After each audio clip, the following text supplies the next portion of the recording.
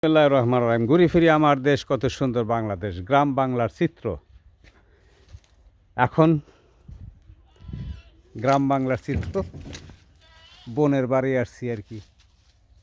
এখন এই যে দেখেন লাউ, আপনারা পাকা লাউ খাইছেন সবসময়, কাঁচা লাউ, কচি লাউ খোঁজে, কিন্তু আমার বোনের নাম হচ্ছে ইরানি। এখন হে এই লাউটারে এইভাবে কেন বাইন্দা রাখছে? এ লাউ বাইন্দা রাখছো কি লেগে? এটা কি কিসের জন্য?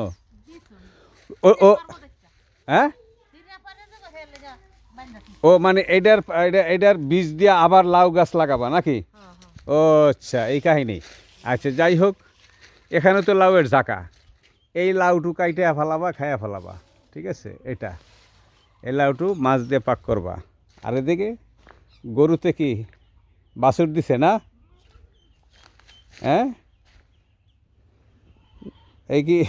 এই তো পুরো নবজাতক।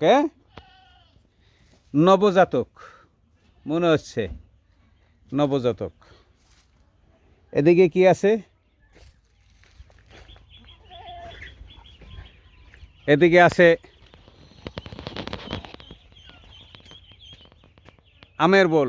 ওমা ফাগুনে তোর আমের বলে গ্রানে পাগল করে।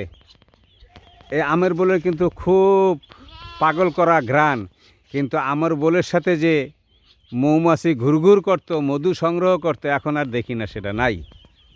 এটা কারণ হচ্ছে মেহগনি, চামরুল, রেন্ডি, ইউক্যালিপটাস গাছ ভরে গেছে গিয়া, যার কারণে পরিবেশ দূষণ করে। এই জিনিসগুলিকে পরিবেশের জন্য ভালো না। আর এখানে পুষ্কুনি, বিশাল একটা পুষ্কুনি বলতে গেলে, বিশাল পুষ্কুনি। আর এদিকে সর্ষার চাষ, আর ওদিকে ওই যে সাদা ফুল, সব ধইন্যা। হ্যাঁ, যে ধইন্যা মশলা ধইন্যা আর কি, ধইন্যার গুঁড়া। তো আমাদের দেশ খুবই উর্বর মাটি। এই যে থানকুনি, আমি কক্সবাজার দেখে আসছি, থানকুনির পাতা চাষ করে, কিন্তু এখানে চাষ করতে হয় না, আমাদের এলাকায় চাষ করে না, অটোমেটিকলি রাস্তার পাশে আশেপাশে এগুলি থাকে। হ্যাঁ, ঔষধি গাছ থাকে। তো এই যে প্রাকৃতিক, এখানটা এর জায়গাটার নাম হচ্ছে, লোকেশনটা হোগলপাতিয়া। এটা কালকিনি উপজেলার ভিতরে পড়ছে। তারপরও এখানে বসতি কম থাকার কারণে তুলনামূলকভাবে অনেকটাই প্রাকৃতিক পরিবেশ বজায় আছে। এই যে কাঁচা শস্যা কিন্তু এখন এটা পাকে নাই, এটা কিন্তু পেকে গেছে শস্যা।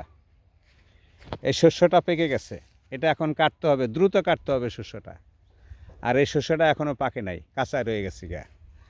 তা আসুন আমরা, এটা কিন্তু বাতের ব্যথার জন্য খুবই, হাগরা গাছ বলা হয়। আর এসে এটা কি বলে হয়, আমরা বলি ভোগই গাছ। হ্যাঁ, এটা একটা ঔষধি গাছ। তো সব মিলিয়ে আর কি, মোটামুটি বোনের বাড়িটা খুব সুন্দর। আসুন আমরা এরকম প্রাকৃতিক পরিবেশটাকেই আমরা চাই। এই এই পাশ দিয়ে যদি কিছু গাছ লাগাই দিত, ফলজ গাছ, তাহলে খুব সুন্দর হইতো। হ্যাঁ, এই যে ওরা দৌড় মারতেছে কি লেগে।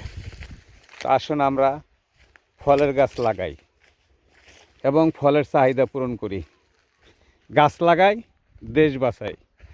আগামী দিনগুলিতে যদি আপনার ছেলে মেয়েকে জীবিত রাখতে হয়, অবশ্যই পরিবেশ দূষণকারী গাছ লাগাইলে আমাদের চলবে না।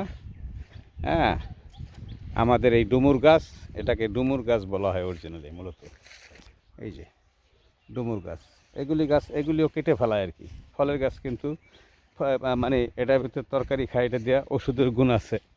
তা আসুন আমরা বেশি বেশি করে ফলের গাছ লাগাই, দেশ বাঁচাই। দেশ যদি থাকে, আপনি থাকবেন, আমি থাকবো, আর একজন থাকবে, তখন আমরা রাজনৈতিক স্লোগান দিতে পারবো, জয় বাংলা, জয় বঙ্গবন্ধু, বাংলাদেশ জিন্দাবাদ, শহীদ জিয়া জিন্দাবাদ, ইনকিলাব জিন্দাবাদ। স্লোগান তো একটা না, জাতীয় স্লোগান কয়েকটা হয়ে গেছে গা। বাংলাদেশ জিন্দাবাদ একটা, ইনকিলাব জিন্দাবাদ একটা, জয় বাংলা একটা। এখন এটি মূলত জাতিকে বিভক্ত করার একটা পায়তারা আমি মনে করি। যাই হোক, পলিটিক্যালে যাব না, এখানে বোনের বাড়ি হাঁসের বাচ্চাও আছে। আসুন আমরা গাছ লাগাই, দেশ বাঁচাই। এবং যে যেখানে থাকবেন ভালো থাকবেন। আবার দেখা হবে, আবার কথা হবে, এবং প্রতিবেশীকে ভালো রাখবেন। আবার কথা হবে ভিন্ন কোথাও। আসসালামু আলাইকুম।